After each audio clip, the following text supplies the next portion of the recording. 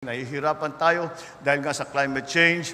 We have had to control the prices of rice because the markets are very volatile. So we're trying to stabilize it here in the Philippines. Para lahat itong nangyayari, kailangan natin ng mga bagong teknolohiya.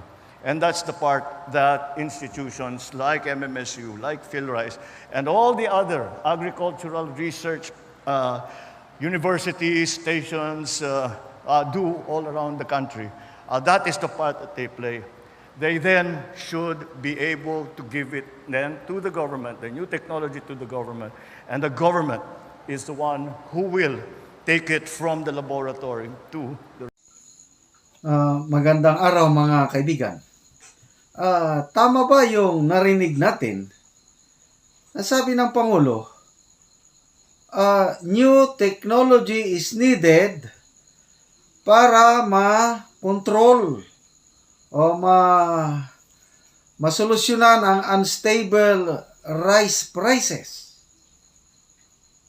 Parang hindi ako makapaniwala na nanggaling ito sa bibig ng Pangulo. New technology is needed to tackle unstable rice prices. Sabi, yung short clip na yan, napanood ko lang, ipinost ng Inquirer.net. Ngayon lang. Inulit-ulit kong pinakinggan. Yung aking pagkakaintindi is talagang ang solusyon daw para maagapan o makontrol, masolusyonan ang unstable rice prices is new technology. Oh my God. What's happening to our president? Parang wala na siya sa katinoan ng pag-iisip. Nakalog na bang iyang utak? Kasi matandaan ko pa, bago siya pumunta ng Jakarta to attend yung ASEAN meeting doon, inamin niya, pinag-aralan na ng gobyerno kung bakit tumataas ang presyo ng bigas. Maraming factors na kinonsider, mga calamities, kung ano-ano pa. But sabi niya, there is no other reason kung bakit tumataas ang presyo ng bigas. It is because of the smugglers and hoarders. Tama siya doon. I agree. Hindi po dahil sa kalamidad, dahil taon-taon tayo nadadaanan ng bagyo. Hindi rin po dahil sa manipis ang supply ng bigas, dahil meron pa naman tayong stock ng bigas. Ang ating mga rice industry stakeholders, sila ang nagpapatotoo na hindi pa naman tayo nagkukulang ng bigas. Meron. Bakit mataas ang presyo sa atin? Dati 40 lang, biglang nag-jump na ng 60 hanggang 80 na. Sabi ni Tatay Digong, baka abutin pa daw ng 90. There is only one reason. At tama ang presidente nung binanggit niya na it is kagagawan ito ng mga smugglers and hoarders. At siya pa ang nagsabi na we are doing everything para huliin ang mga smugglers and hoarders. Sabi niya, tuloy ang kampanya against smugglers and hoarders. Tama. Nung sona niya, sabi niya, smugglers and hoarders, your days are numbered. Wow, galing. Pinalakpakan yon. More than 1 month na, wala pa namang nahuhuli. Okay? So, dapat, Mr. President, dapat isa lang ang linya mo. Huwag kang pabago-bago. Matalino ka pa naman. Bakit biglang nagbago ang ihip ng hangin na ang solusyon na ngayon sa unstable rice prices is new technology. Okay.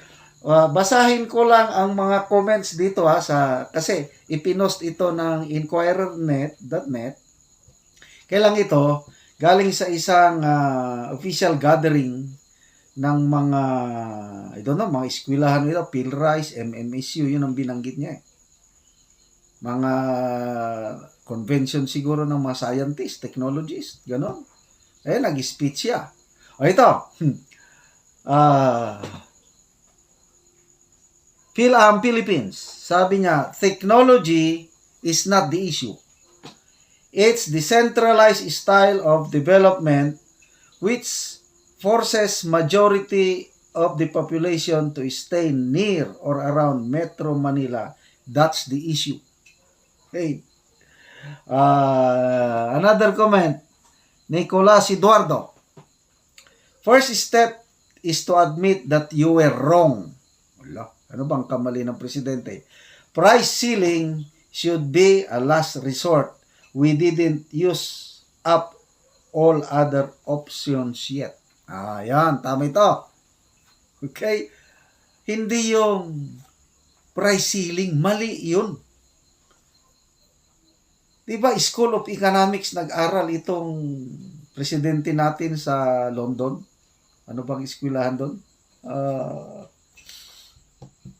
Dapat alam niya yung yung law of supply and demand na ang resulta ng price ceiling is magkakaroon ng shortage of supply. Very basic. So, ito pa. Gerald Doverdin. Lack of attention and sincere effort to the local farmers now in the country reap the negative impacts of passive stance of the local agriculture. And then, Notre Penguin. Do we really need new technology? If you really want to help our farmers, look at their inputs. Sobrang mahal ng mga fertilizers, nakaka-epekto ito sa production ng rice. Plus, no government intervention whatsoever when farmer and millers conduct their exchange. Agree ako dito. Napakamura ang bili ng millers ng raw palay sa farmers, tapos mahal yung output ng millers sa rice. Correct. Is PBBM really helping our farmers or our millers?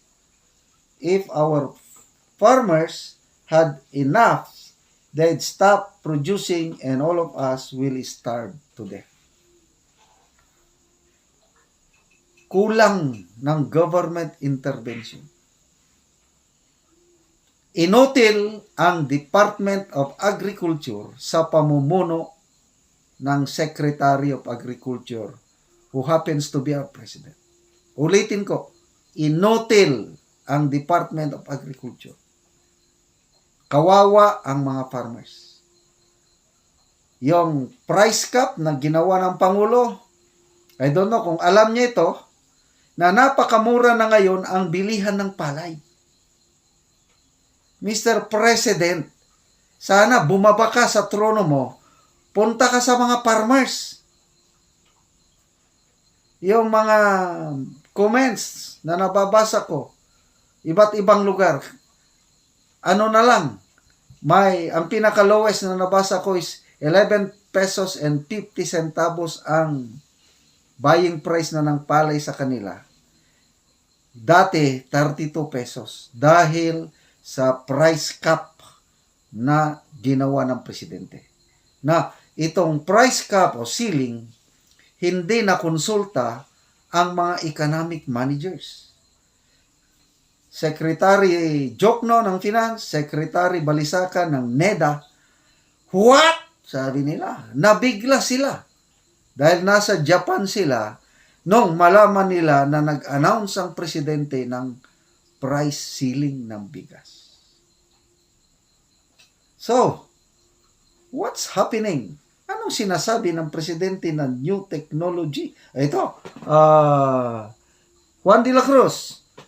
New technology, machines, proper and centralized farming methods, proper shipping, and reasonable buying price of products, no to hoarding, and no to mass importation.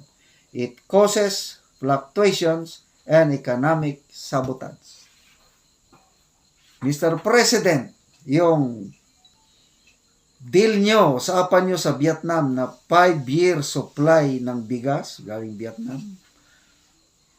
nako, parang pinapatay mo na ang mga rice farmers. At binubuhay mo ang mga rice importers. Kaya agree ako kay Juan de la Cruz, no to hoarding and no to mass importation. Grabe na ang mga pangyari sa ating bansa ngayon. I don't know, let's pray for our president kasi nakalug na ang utak. Yung mga comments na nababasa ko, parang binatukan daw siya eh. Sino ang nambatok sa kanya, alam nyo na. Pag sinabi, gawin mo ito, yes ma'am. Gawin mo yon, yes ma'am. O, ganon, ang ating presidente. Siya ang ating binutuhan, ang nasusunod, yung walang mandato. So, gising na po, Mr. President. Before it's too late, sana history never repeats itself.